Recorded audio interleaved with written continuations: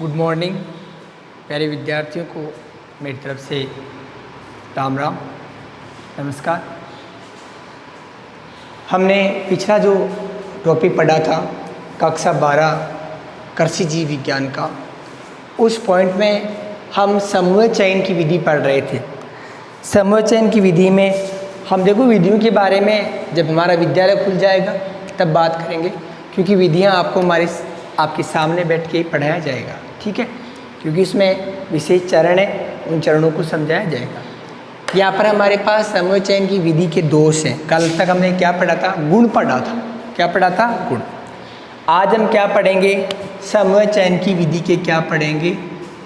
दोष पढ़ेंगे। दोष का मतलब होता है कमी, यानी इसमें क्या हो सकती है, कमी क्या है, ठीक है, ये पढ़ेंगे।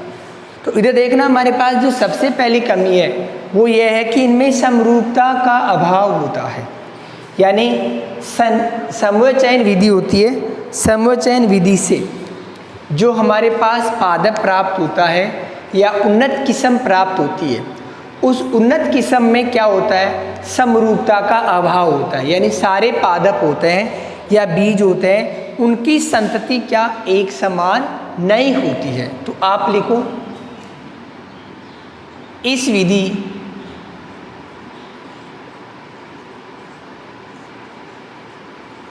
से प्राप्त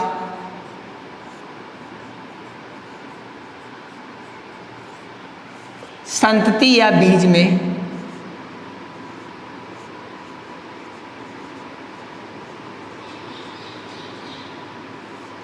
समरूपता का अभाव होता है।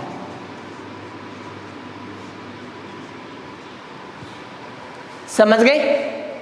यानी हमारे पास समूह चयन की विधि से हम किसी भी पादप प्रजाति का निर्माण करते हैं या कोई उन्नत या संकर बीज तैयार करते हैं, तो उस बीज या संतति में समरूपता का क्या होता है, अभाव होता है। यानी बीज हैं या संतति हैं, उन सब में एक समान गुण नहीं पाए जाते हैं। समझ गए? ये हमारे पास इसकी क्या है, मुख्य विशेषता है। दूसरी अगली हमारे पास एक विधि आएगी जिसका नाम रहेगा शुद्ध वंशक्रम चयन। क्या नाम रहेगा? शुद्ध वंशक्रम चयन।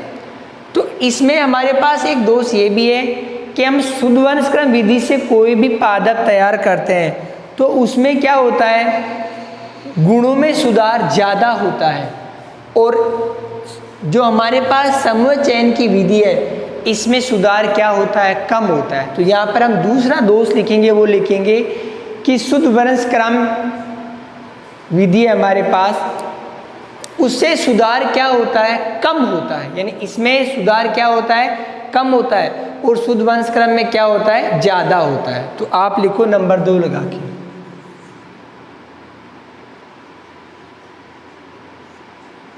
इस विधि में, इसका मतलब समूह चयन, इस विधि में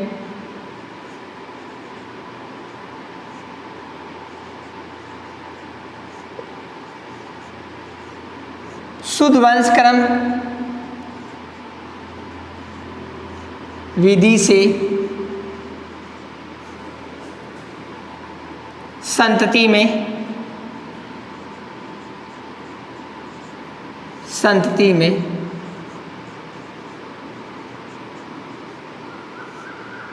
सुधार कम होता है।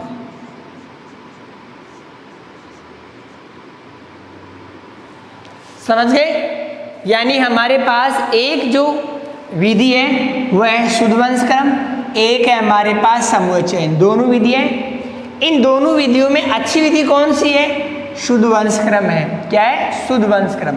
तो इसमें क्या होता है, सुधार सही होता है संतति में, और समूह चयन में क्या होता है, सुधार कम होता है। तो यहाँ पर ये तो इसका क्या हो गया लाभ, उसका क्या हो गया दोष। तो शुद्ध वंशक्रम का एक हानि क्या हो गई कि इसमें सुधार क्या होता है, संतति में कम होता है। तीसरी बात है हमारे पास इसका कारण, आपको पता होना चाहिए कि जब हम कोई नई संतति बनाते हैं या किसी पादप की नई किस्म बनाते हैं तो उस किस्म का क्या किया जाता है, मूल्यांकन किया जाता है। मूल्यांकन का मतलब है उसको उगाकर ये चेक किया जाता है कि इसमें जो हमने आनुवंशिक लक्षण या कोई लक्षण डाले थे वो आए हैं या नहीं है, संतति में कोई गुण आया है या नहीं है। जैसे हमारे पास बाजरा है, उसमें पादप का तना लंबे का गुण डाल दिया हमें, तो हम उसे उगा कर देखेंगे, उसका परीक्षण करेंगे, मूल्यांकन करेंगे कि वो गुण में इसमें आया है या नहीं आया। यदि संतति में आया है तो वो संकर किस्म बन गई, और यदि उसमें नहीं आया है तो उसमें संकर किस्म नहीं बनी है, कोई मतलब नहीं है। तो इसमें क्या होता है, वास्तविक मूल्यांकन नहीं होता। क्या होता है, इस विधि से जो भी संतति तैयार होती है उससे क्या होता है, वास्तविक मूल्यांकन संभव नहीं होता है। तो लिखो तीसरा, इस विधि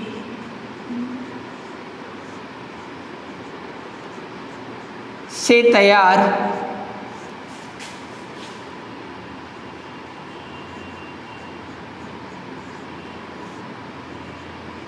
संतति में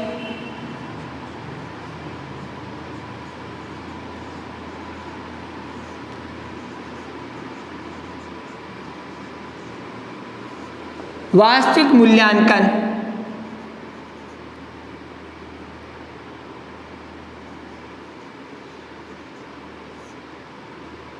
संभव नहीं होता है।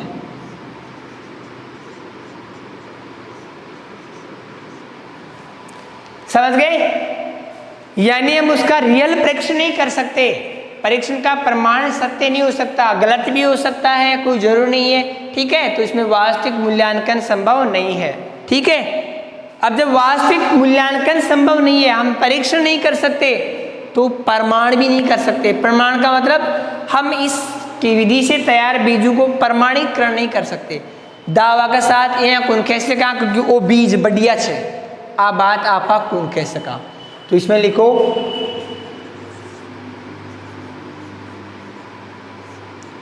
इस विधि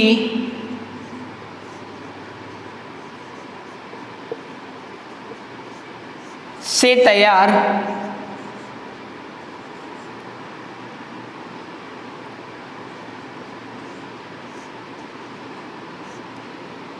बीजों का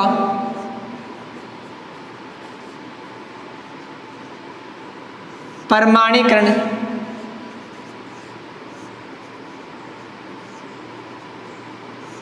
नहीं किया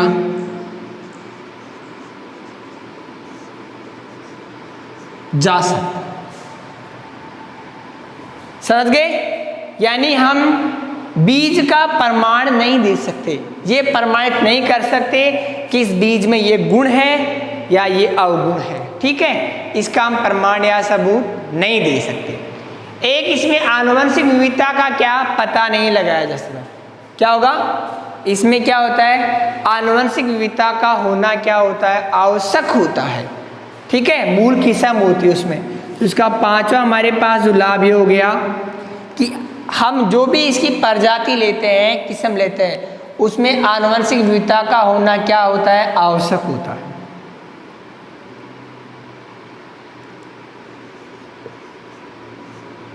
मूल प्रजाति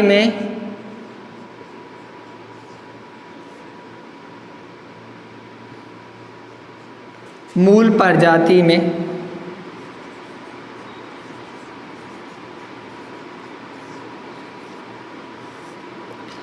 आनुवंशिक विविधता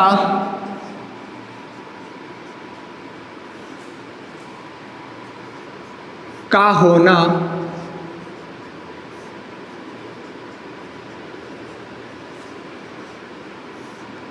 आवश्यक होता है।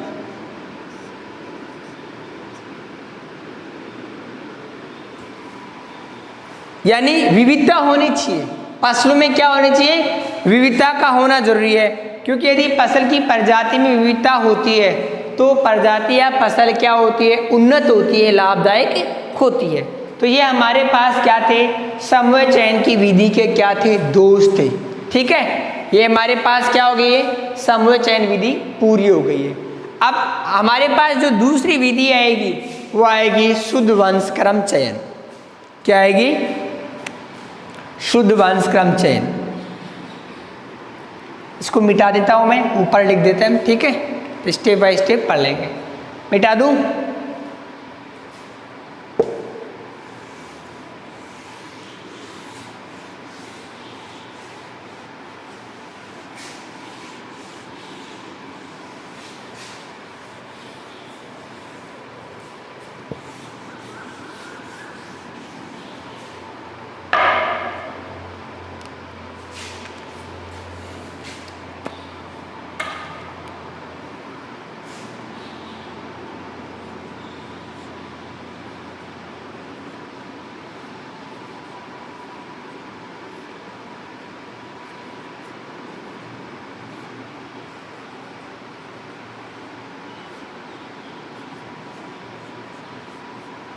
शुद्ध वंशक्रम चयन विधि, ये हमारे पास पादप प्रजनन की क्या है, दूसरी विधि है, जिसके द्वारा हम उन्नत फसलें या उन्नत किस्में या उन्नत बीज तैयार कर सकते हैं, ठीक है।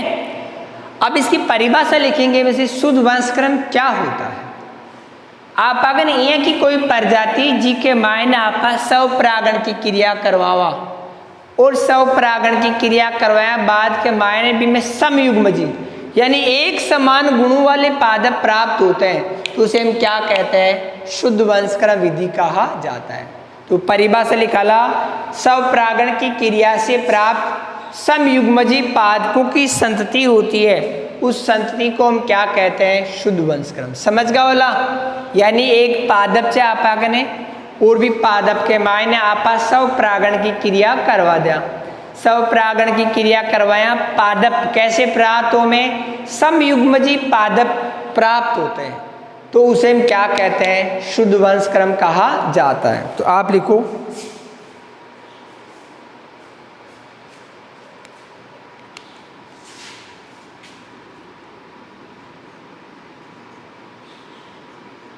स्वपरागण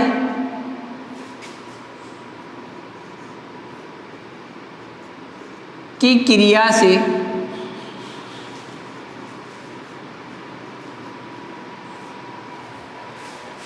क्या होंगे, क्रिया से प्राप्त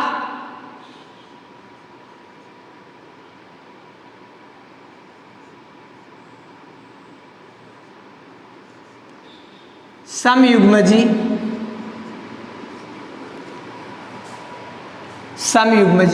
पादप संतति, संतति का मतलब हो गया हमारे पास नए बीज प्राप्त हो गए, पादप संतति।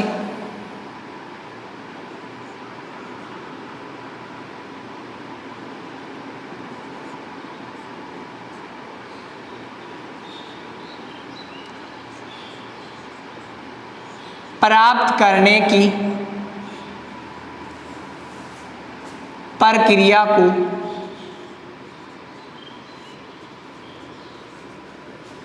शुद्ध वंशक्रम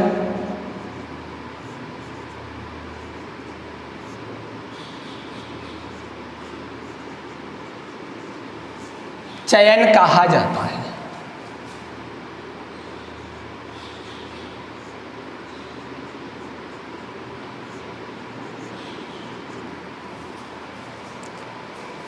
समझ गए? ये हमारे पास क्या है, परिभाषा।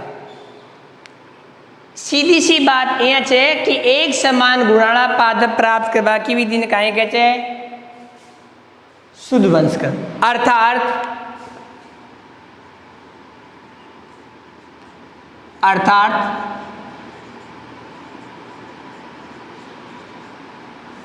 स्वपरागण से प्राप्त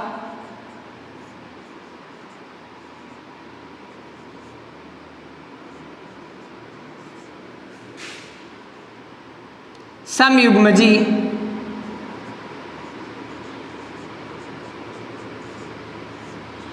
संततियों को प्राप्त करना या तैयार करना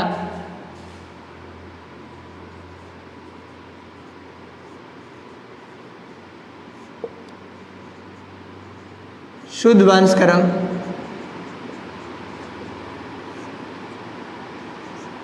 कहलाता है। इसमें क्या होता है, शुद्ध वंश क्रम में जीन क्या होते हैं, सम्मान प्राप्त होते हैं। ठीक है, यानी जीन होते हैं वो क्या होता है, सम्मान, या जीन का रूप क्या होता है, सम्मान।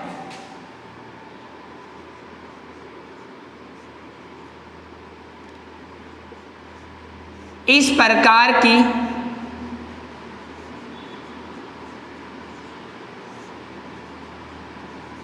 संततियों में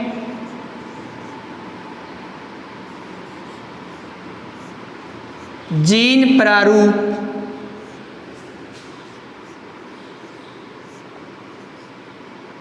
एक समान होता है।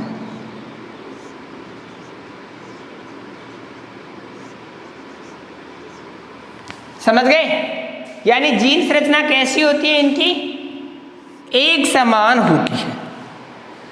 अभी हमारे पास ये विधि है, इस विधि का विवरण हम बाद में करेंगे। ठीक है, ये परीक्षा में नहीं आती, ध्यान रखना, लेकिन इसके बारे में बता दिया जाएगा आपको बाद में जब विद्यालय खुलेंगे तब। ठीक है, शुद्ध वंश क्रम चयन। अब हमारे पास इस क्रिया विधि के क्या है, गुण है, तो यहाँ पर लिखो शुद्ध वंश क्रम के गुण।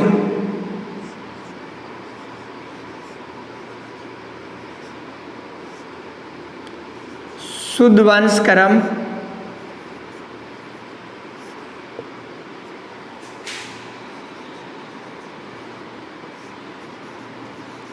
चयन के गुण, या विशेषता लिख सकते हो यहाँ, एक ही बात।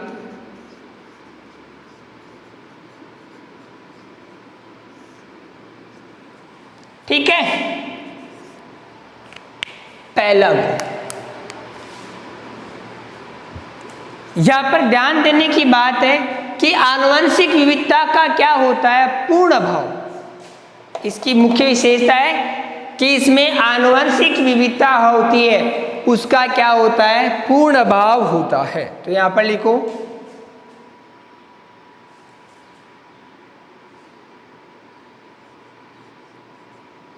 इस विधि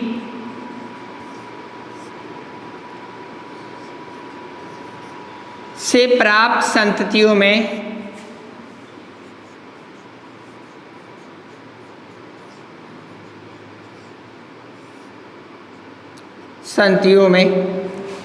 आनुवंशिक विविधता का क्या होता है, पूर्ण अभाव होता है।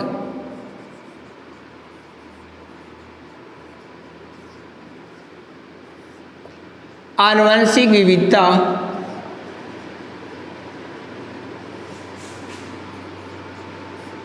का पूर्ण अभाव होता है।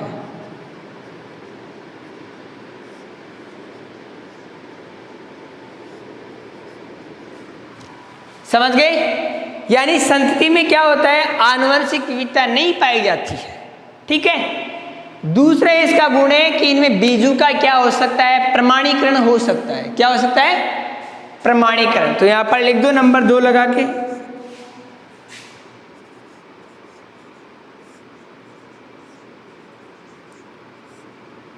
इस विधि से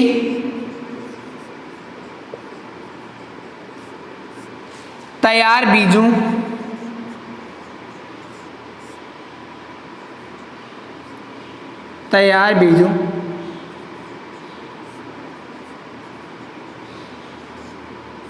का प्रमाणीकरण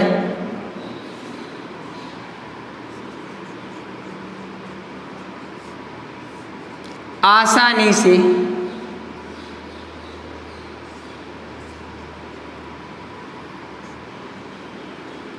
किया जा सकता है।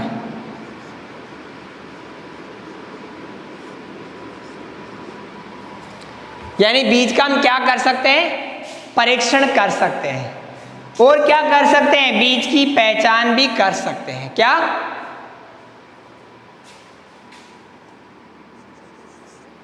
अगला लिखो, बीज की पहचान आसानी से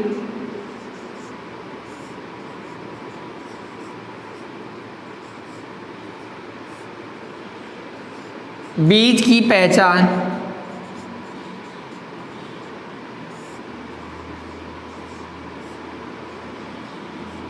की जा सकती है।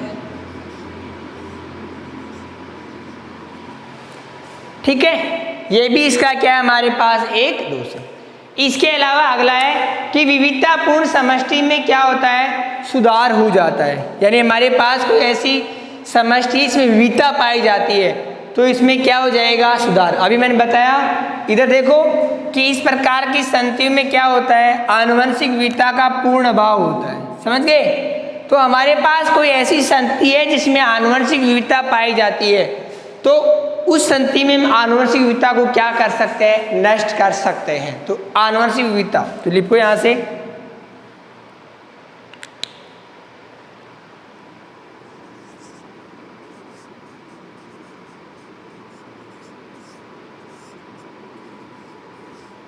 समष्टि की आनुवंशिक विविधता में आनुवंशिक विविधता में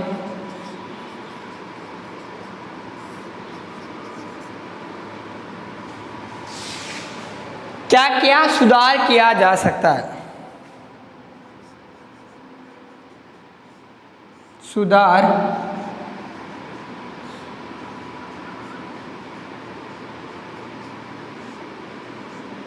किया जा सकता है। ठीक है, ये हमारे पास क्या थे, इसके गुण थे। क्या थे, गुण।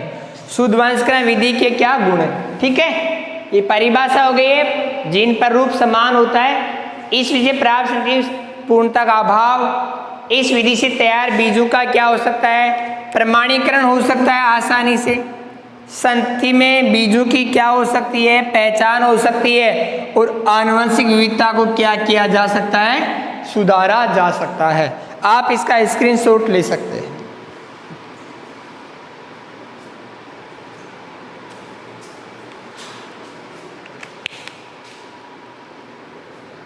अब इसके क्या पढ़ेंगे हम, शुद्ध वंशक्रम विधि के दोष, यानी क्या क्या कमियां।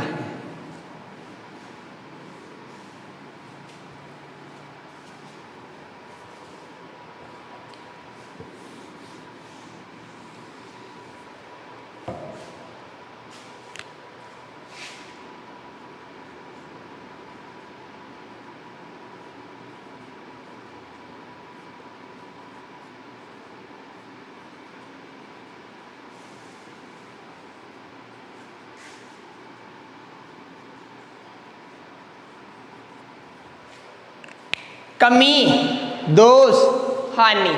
ठीक है, एक तो क्या होता है, मूल किस्म में क्या होना चाहिए, विविधता का होना आवश्यक है। हमारे पास मूल किस्म है, उस मूल किस्म में विविधता में क्या होना चाहिए, आवश्यकता है। ठीक है, दूसरा है अनुकूलन, यानी हमारे क्या होता है, अनुकूलनता मूल किस्म से क्या होती है, कम। तो यहाँ पर पहला पॉइंट लिख देते हैं हम,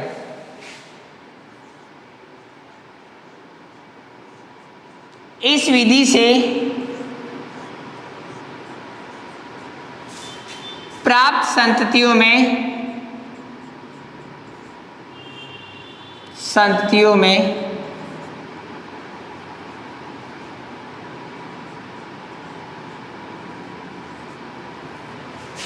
क्या होता है, अनुकूलनता मूल किस्म से क्या होती है, कम। अनुकूलनता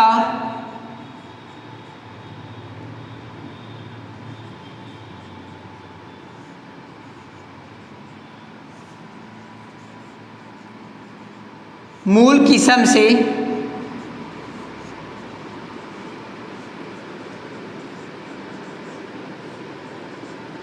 कम होती है। समझ गए? यानी हमारे पास जो प्रजाति तैयार हो रही है उसमें अनुकूलनता क्या होती है, कम होती है। ठीक है, दूसरी इसकी हानि है कि मूल किस्म में विविधताओं का होना क्या है, आवश्यक है।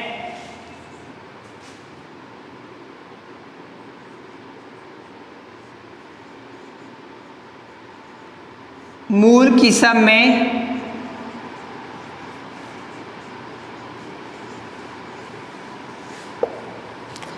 आनुवंशिक विविधताओं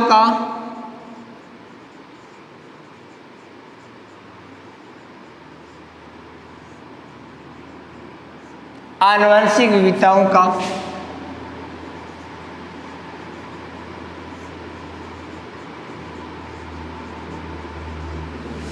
होना आवश्यक है, यानी आनुवंशिक विविधता होनी चाहिए, तभी तो अगली पीढ़ी में क्या होगा, आनुवंशिक विविधता का क्या होगा, अभाव होगा।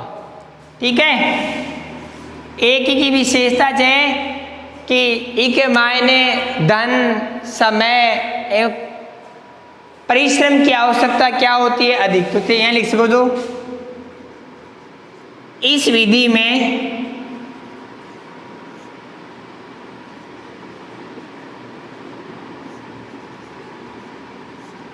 समय, धन एवं श्रम की अधिक आवश्यकता होती है।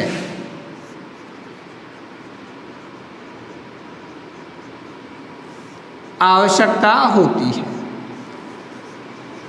ठीक है, ये हमारे पास क्या थे, ये विधियां थी। तो आज के लिए हमारा यही मैटर रहेगा। कल हमारा जो मैटर चलेगा वो ये रहेगा कि शुद्ध वंशक्रम विधि है उसके और चयन विधि है, दोनों के हम क्या पढ़ेंगे, अंतर पढ़ेंगे, दोनों में तुलना पढ़ेंगे। क्या है, परीक्षा में आ सकता है शुद्ध वंशक्रम एवं शुद्ध चयन विधि में अंतर स्पष्ट कीजिए। ठीक है, तो चैनल को सब देखा करो आप लोग और उसे लाइक किया करो और नोट्स उतारा करो। ठीक है, जय हिंद।